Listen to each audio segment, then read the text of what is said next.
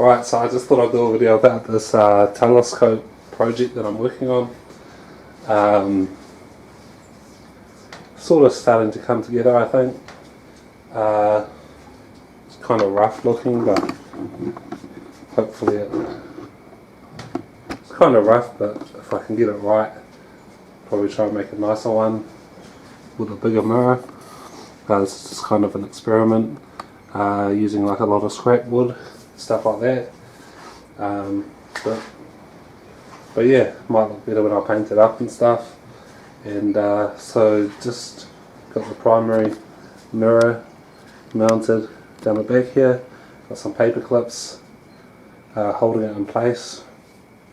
At the moment, seem to do the job okay. I've got screws. Hopefully this camera lasts.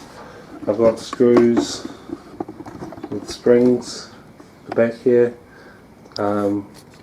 Screws are like wing nuts on that side, and then it's probably kind of hard to see, but I've got like springs with bolts going through, and then the springs make it so you can adjust like the angle kind of. It's kind of hard to explain.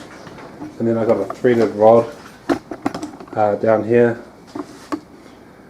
which is in line with the focuser where the eyepiece is going to go. And I don't have any nuts, but what will happen is I will mount the mirror onto this and then put that on the rod and line that up with the eyepiece, with the focuser eyepiece thing.